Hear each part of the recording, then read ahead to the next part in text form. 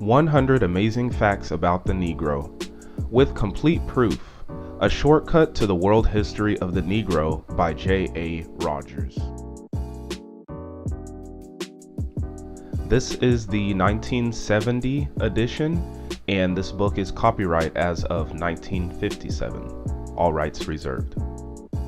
100 Amazing Facts. Number 1. The white population of New York is a third more illiterate than the Negro one. Now, just to clarify, keyword is, that is to tell you that this fact was made known in the book around the date of the actual publication, which was 1970. So, of course, this fact applied back then, but does not apply in the modern world today. Number 2. Benjamin Banneker, a Negro astronomer, made the first clock made in America in 1754.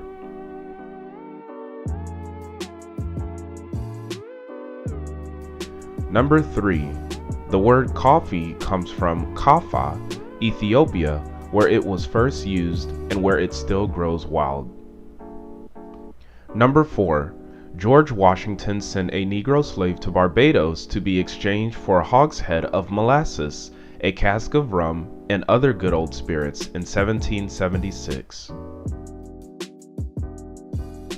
Number 5. The Negro arrived in the New World free from tuberculosis and syphilis or other venereal disease. Livingstone, the famous African missionary, and a medical doctor says syphilis dies out in the African interior. It seems incapable of permanence in any form in persons of pure African blood. Syphilis originated in Europe in 1494 when there was a great epidemic of it. As this was 2 years after the discovery of the New World, it was erroneously believed to have been brought back by the sailors of Columbus. Number 6. The Negro was the first artist. The oldest drawings and carvings yet discovered were executed by the Negro peoples over 15,000 years ago in southern France, northern Spain, Palestine, South Africa, and India. The drawings are on rocks, the carvings on bone, basalt, and ivory. Number 7. The oldest known representation of the human body is that of a Negro woman. It was carved by a Negro sculptor of Grimaldi race from 10,000 to 15,000 years ago. It is called the Venus of Willendorf, after the place in Austria where it was found, and is in the Vienna Museum. Number 8. Beethoven, the world's greatest musician, was without a doubt a dark mulatto. He was called the Black Spaniard. His teacher, the immortal Joseph Haydn, who wrote the music for the former Austrian national anthem, was colored, too. Number 9. Jose Vasconcelos, or El Negrito Poeta, born of African Congo parents at Almolonga, Mexico, about 1710, wrote verses that were so popular that they entered into Mexican folklore and were printed annually on the calendars of Mexico until 1872, 112 years after his death. Ancient civilizations. Number 10. The Grimaldi, a Negro race, lived in Europe as late as 12,000 years ago. 2 complete Grimaldi skeletons are in the Museum of Monaco near Monte Carlo. Abundant traces of their culture have been unearthed in southern and central Europe. Number 11. Elam, a mighty Negro civilization of Persia, flourished about 2900 BC and is perhaps older than Egypt or Ethiopia. One of its later Negro kings, Kudur-Nukunta, conquered Chaldea and Babylon and brought back to his capital, Susa, rich treasures, among which was the famous statue of the goddess Nana. Later, it became the capital of Cyrus the Great and Darius. Susa is the Shushan of the Bible, where Esther, the Jewess, sought the favor of King Ahasuerus of Persia and Ethiopia. Number 12. Cheops, a Negro, built the Great Pyramid, one of the 7 wonders of the ancient world. It is 451 feet high, has 2,500,000 blocks of granite, each 2.5 tons, covers 13 acres, took 100,000 men 30 years to build, and was completed in 3730 BC. Number 13. There were at least 18 Ethiopian or unmixed Negro rulers of ancient Egypt, the best known of which is Pianki. Leaving his country in Central Africa, Pianki conquered all Egypt to the mouth of the Nile in 750 BC. Number 14. The Ganges, the sacred river of India, is named after an Ethiopian king of that name who conquered Asia as far as this river. Number 15. The most ancient lineage in the world is that of the Ethiopian royal family. It is said to be older than that of King George VI by 6,130 years. The Emperor Haile Selassie I, ruler of Ethiopia, traces his ancestry to King Solomon and the Queen of Sheba, and beyond that to Cush, 6,280 BC. Number 16. Negroes lived in America thousands of years before Columbus. Central American monuments show numerous carvings of them as gods. When Columbus came to the New World, Negroes had been crossing from Africa to South America a distance of 1,600 miles. The first white men to reach the American mainland tell of seeing Negroes. Columbus, who visited South America, said that he had heard of them there. Number 17. The present Negro race of Africa perhaps did not originate there, but Asia and Oceania. The earliest inhabitants of Africa were not black, but brown. Today, the peoples of mixed and unmixed Negro descent living in Asia and Oceania probably exceed in number the present Negro population of Africa. India has millions of Negroes. The purest Negro types are in Southern Asia. In 1923, Dr. Joseph Rock, United States Department of Agriculture, discovered a hitherto unknown Negro race, the Nakis, 200,000 in number in southern China. In 1934, E.W.P. Chinnery discovered an unknown Negro people in New Guinea near Australia. He reports that they have a civilization superior to their neighbors who live under white rule. Number 18. In the United States Army drafts in the World War I, the Negro proved physically fitter than the white man. For every 100 men physically examined, the ratio of colored men found physically qualified for general military service was substantially higher than the ratio of the white men by just 5%, namely 74.60 against 69.71. Illiteracy and intelligence. And just a disclaimer, any statistics that I provide in this particular part of the video, just know that these statistics were only discovered around the time of the publication of this book. So these statistics do not apply today whatsoever. Number 19. The peoples of Southern Europe, including Italy, and most of those of Eastern Europe, including Russia, are more illiterate than the Negroes of the United States. In 70 years, Negro illiteracy has fallen off about 80%. In 1870, it was 82%. In 1930, 16.3%. Number 20. Afro-American literacy is 3 times higher than the white one. Nevertheless, when certain states are matched against certain others, there are surprising comparisons. For instance, the Negroes of California, Minnesota, New York, Nevada, South Dakota, Oregon, and Washington are less illiterate than the native whites of white parentage in Virginia, West Virginia, North Carolina, South Carolina, Georgia, Kentucky, Tennessee, Alabama, Arkansas, Louisiana, and New Mexico. New York, Minnesota, Oregon, and South Dakota Negroes are less illiterate than Mississippi whites. The Negroes of these 7 states are less illiterate by 100 to 400% than the foreign-born whites of all the states, save one. Number 21.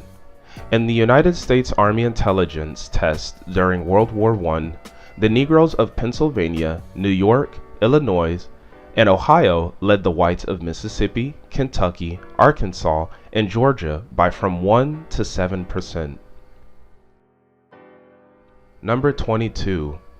2 centuries ago, the Negroes of South Africa and the Northern Europeans both practiced a form of cannibalism that was strikingly similar. Of the vital organs of slain foes, the Negroes made a mutai, or charm against evil. Sometimes they ate the heart of a brave man, believing that it gave added courage. The Europeans would roast or dry the bodies of hanged criminals. Of these, they made a mumia, a medicine for internal and external use, which was supposed to have a peculiar curative charm. In 1683, when the Germans defeated the Turks at Alphen, Switzerland, thousands of surrendered Turks were treated in this manner. An army surgeon who was present wrote, "None were given grace. All were massacred, and in most cases they were skinned, the fatty parts were roasted, and the genitals cut off, dried, and put into big sacks. And of this they made precious mumia." Regular cannibalism existed in Germany as late as 1650. Exploration. Number 23. Estevaniso, a Negro from Morocco, was one of a party of 4 to cross the North American continent in 1536 for the first time. The journey took 9 years. In 1539, he headed an expedition that discovered Arizona and New Mexico. Estevaniso's travels served to open up the Southwest and the states west of Florida as far as the Pacific. Number 24.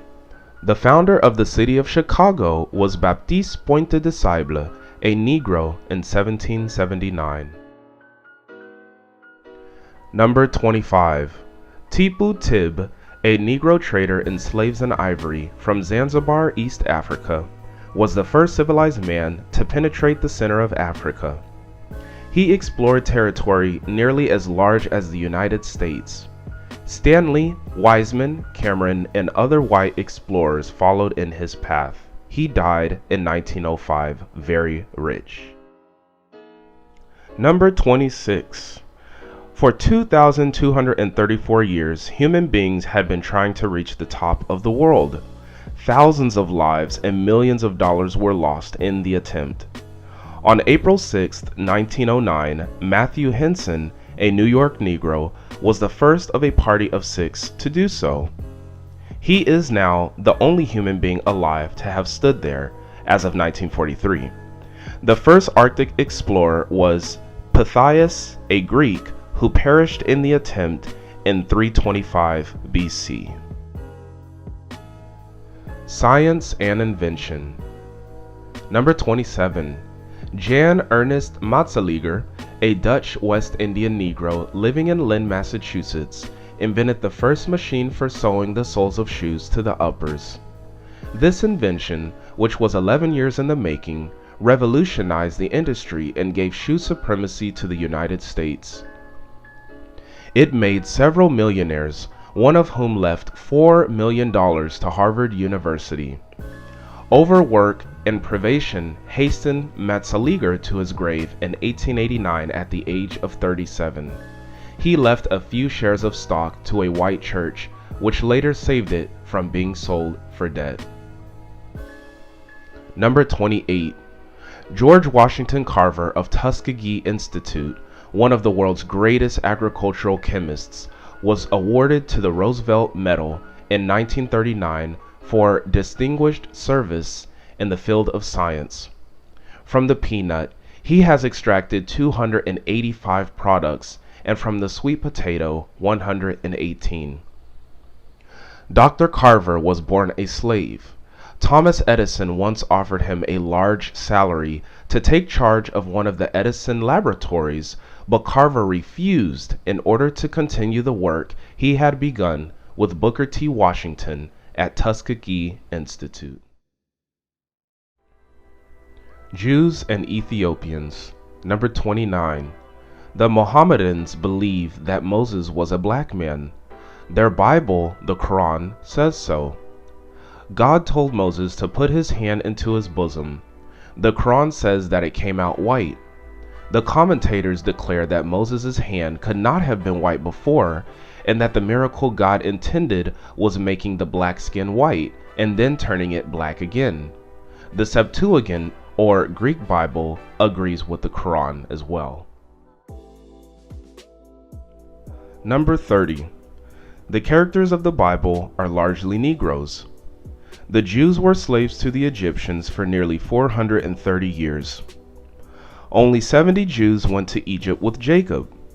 The Bible says that 600,000 men left with Moses, which, according to Haushofer, meant a total of 3,154,000 with women and children.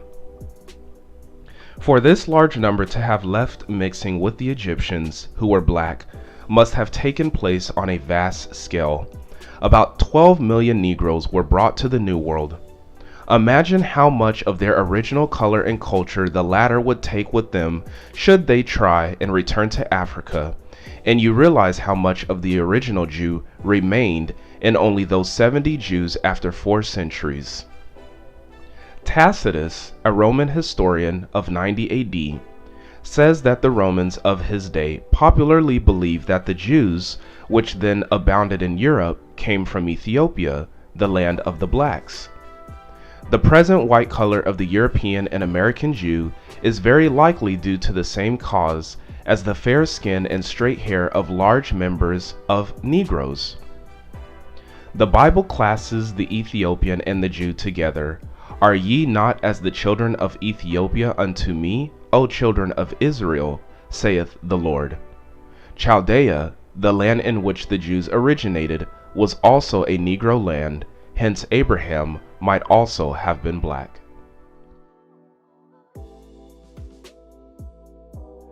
Number 31. The Falashas, or Negro Jews of Ethiopia, led by Queen Judith, put the line of Solomon and the Queen of Sheba off the throne of Ethiopia in 937 AD and ruled for 40 years. The Falashas assert that they are the original Jews. They call themselves the Beta Israel, or the chosen people. Number 32. The Negro Jews of India are not permitted to enter the same synagogues as the white ones, nor to bury their dead in the same cemeteries. Medicine. Number 33.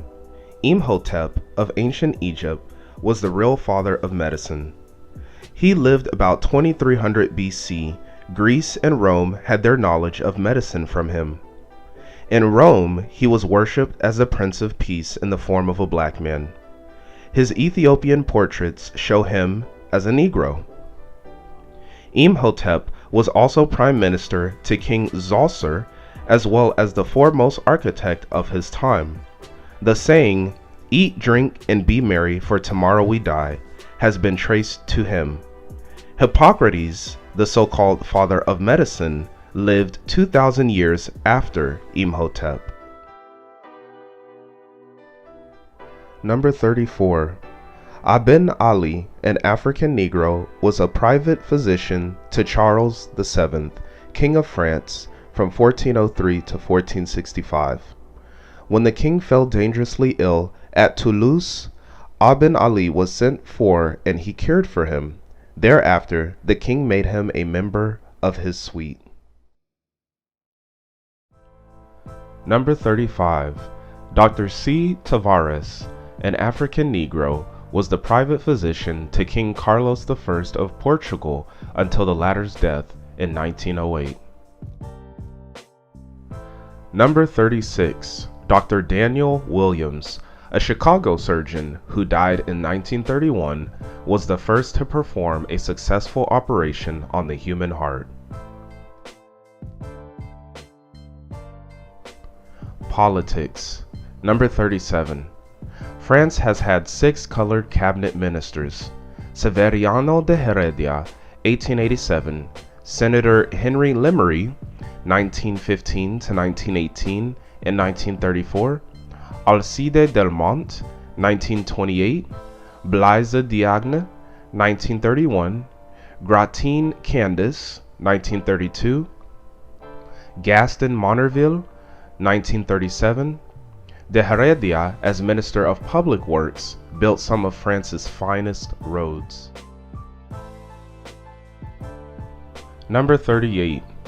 Eugene Chen, one of the most dynamic political figures of the present century and Minister of Foreign Affairs for China in 1927, was born of Chinese Negro parentage in Trinidad, West Indies, in 1878.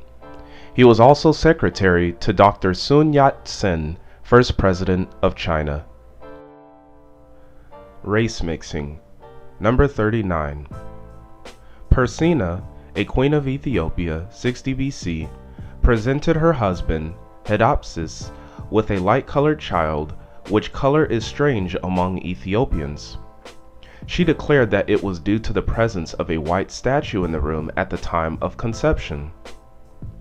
Similarly, Maria Theresa of Spain and Austria, wife of Louis XIV, King of France, bore him a mulatto daughter in 1665. The queen spent most of her time with a Negro dwarf named Nabo, while the king passed most of his with the beauties that thronged his court. The doctors explained the color of the child by saying that the black man looked at the queen. "It must have been a very penetrating look," said the king wrathfully. A noted writer of that time attributed the color of a similar child born to a high noblewoman to the mother's fondness for chocolate.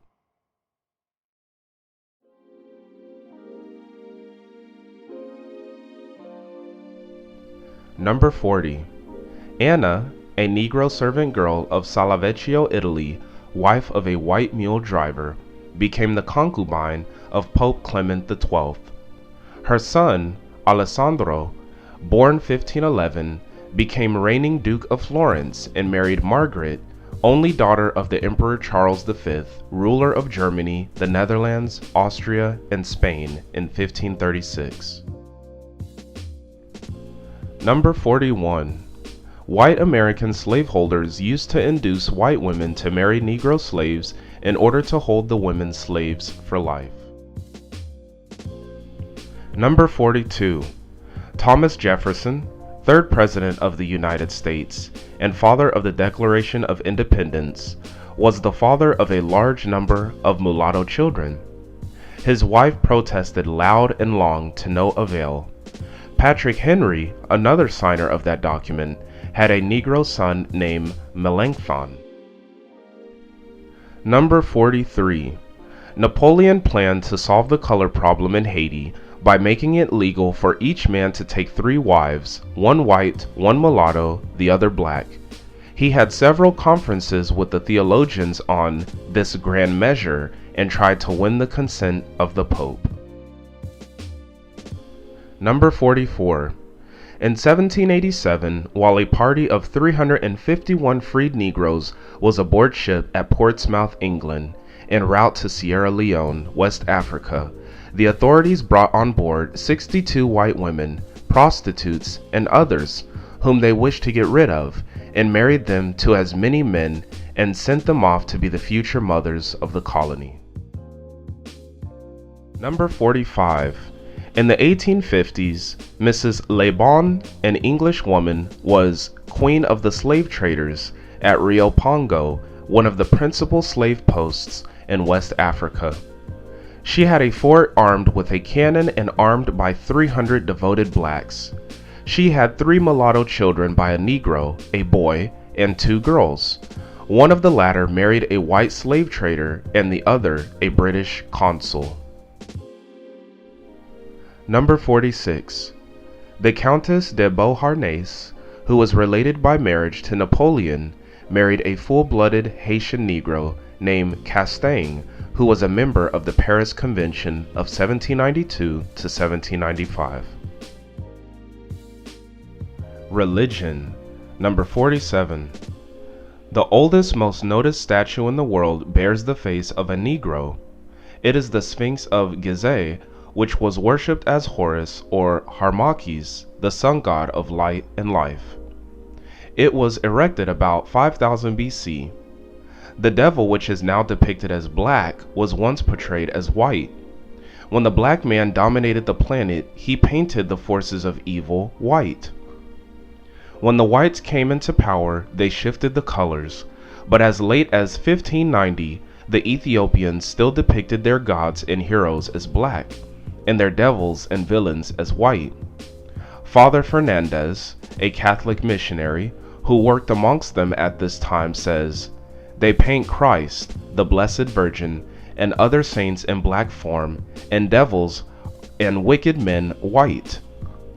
Thus Christ and his apostles are black and Judas white.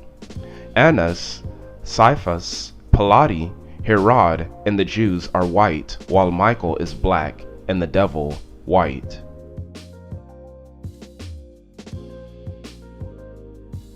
Number 48. Nearly all of the ancient gods of the Old and New World were black and had woolly hair.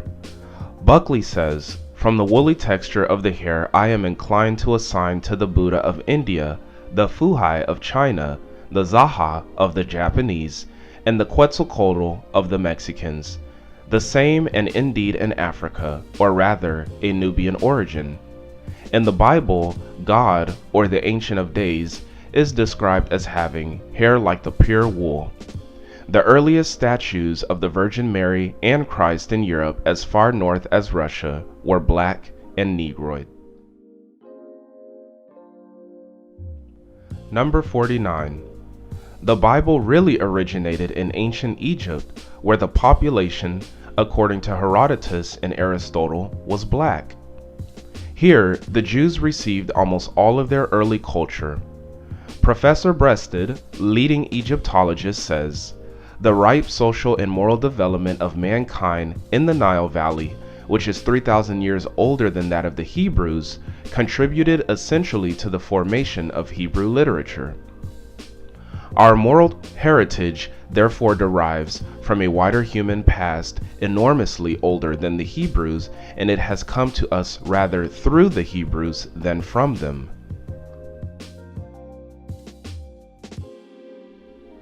Number 50.